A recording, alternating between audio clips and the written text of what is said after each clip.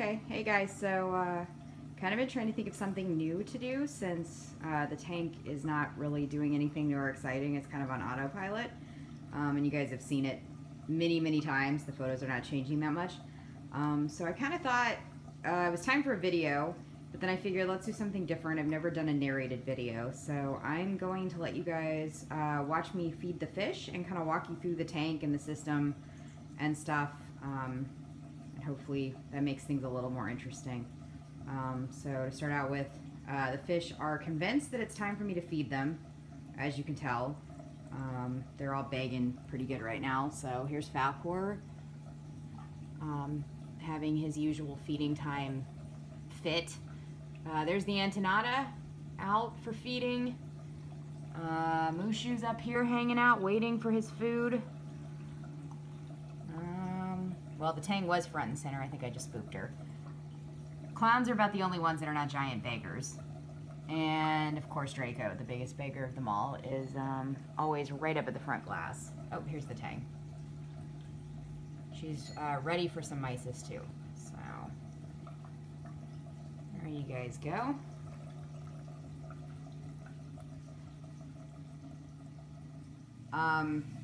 Apologize, it's a little bit dark. I have the lights on, but the tank light tends to put the sump in shadows, but I think you guys will be able to see what I'm talking about.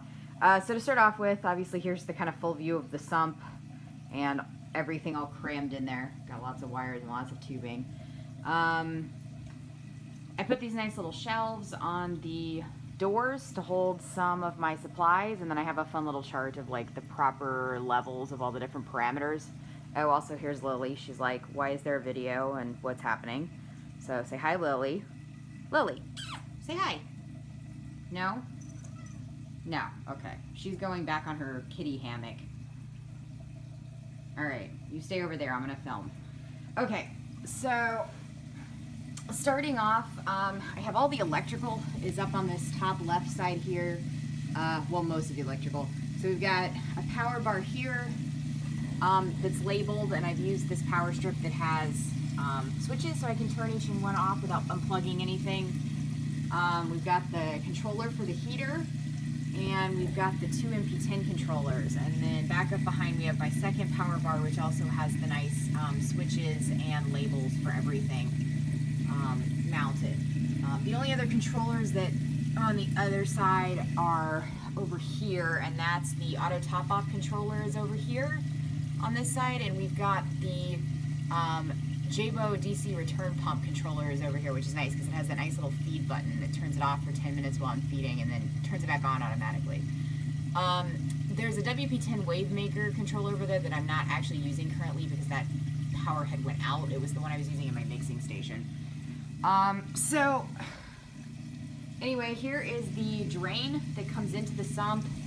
It goes straight down into a filter sock here. In this chamber, we also have the heater running kind of down along the side here. It's hard to see. It's just one of those titanium heaters controlled by that heater controller. And then, of course, we have the skimmer in this chamber as well. So we've got the Reef Octopus 110 skimmer, which is really nice because the pump for that is actually off to the side, so if I need to take it off for cleaning, I can just quickly disconnect it. And of course it has this nice gate valve adjustment on the skimmer.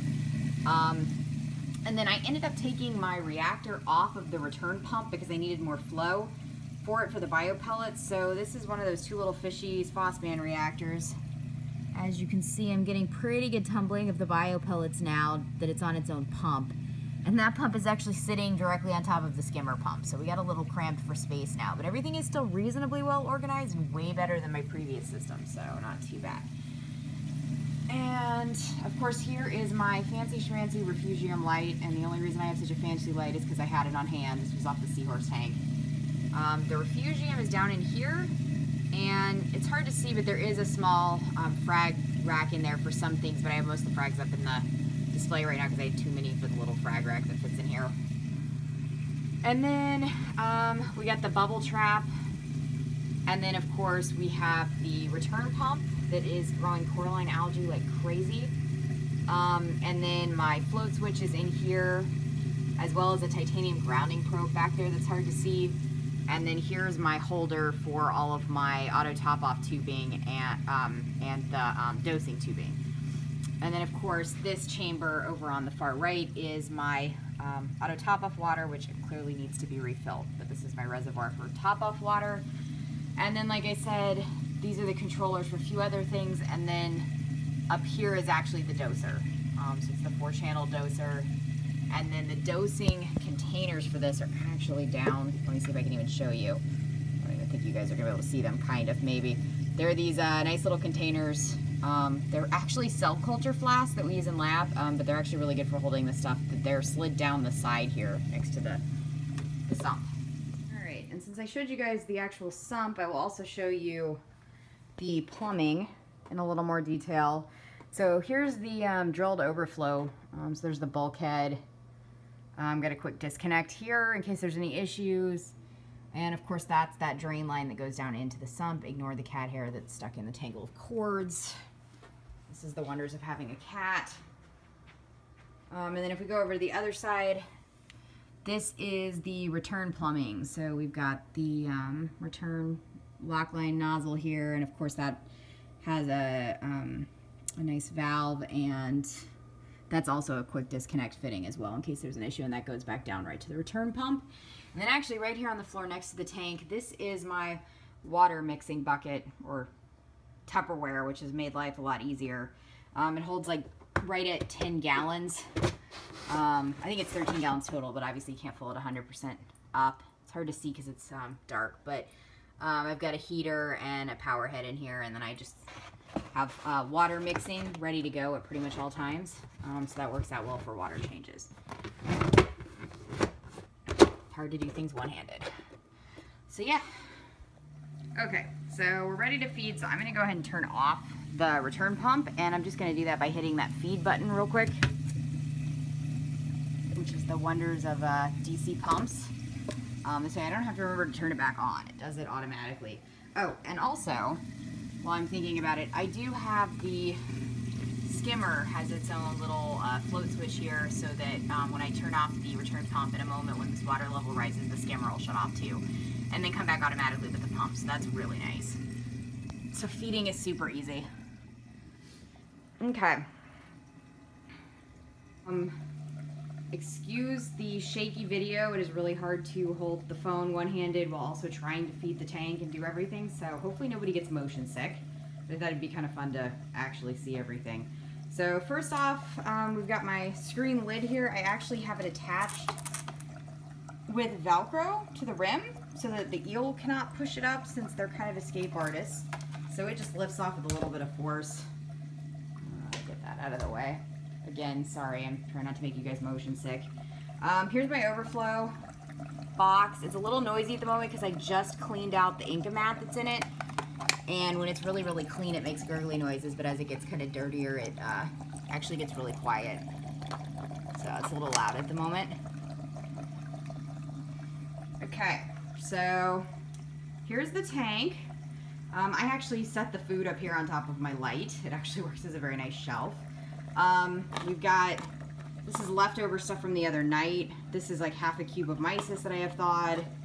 And then we have part of one of my homemade seafood cubes here. But as you can see, there's a pretty good variety. I think there's some clam in here, some salmon, scallop, and shrimp, it looks like, in this particular batch. And feeding tongs, nice long ones. And then the only other thing is I want to put on my nice big glove, since, especially since I'm not going to be paying a lot of attention since I'm filming. I do not want the eel to bite me. So I'm going to put the phone down for 1 second.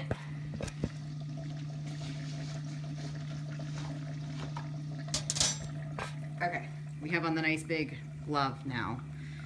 All right. So let's see here. We'll do Falcor first because he freaks out if he doesn't get food. Where is he? Ah, okay.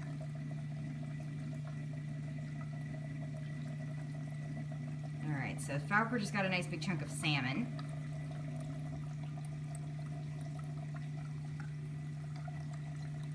Okay, so to start out, I'm going to throw in just like a nice big clump of PE mysis for the clowns and corals, and Draco really likes to eat it too, as well as the Antenata, and then the Tang eats the PE mysis as well. So I usually use like half a cube each feeding and just kind of dump some in, broadcast feeding.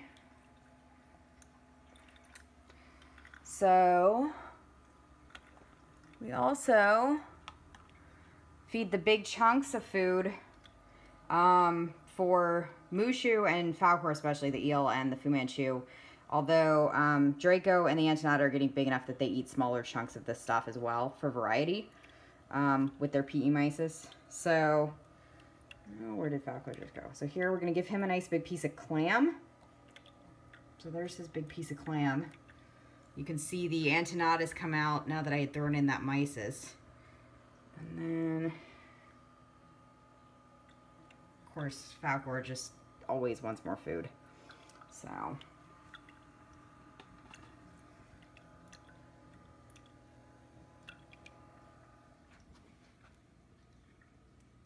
get him another piece.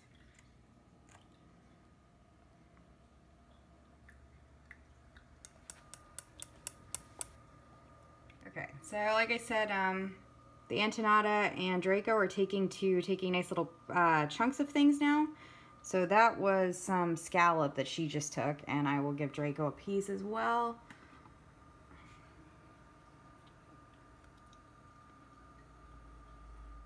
Okay, so you'll notice that Mushu is hanging upside down from this frag rack here. And he just got a piece of shrimp, but he actually only ate half of it. And I don't know if you saw, it fell, and the Antenata is actually trying to get a way too big piece of food in her mouth at the moment. So that was kind of funny. So yeah, Mushu likes to hang out up under here. He loves to hang upside down. That's his favorite thing to do. So he's usually here at feeding time, or when this isn't in the tank, he likes to actually hang upside down from the overflow box back in the back behind the Duncan over there. So that kind of gives you an idea of feeding time. In between these feedings, I give the Tang nori sheets on the days off, since she's supposed to eat every day. These guys only eat like every other day or every third day, although they like to beg and act like they need more food. So that's it.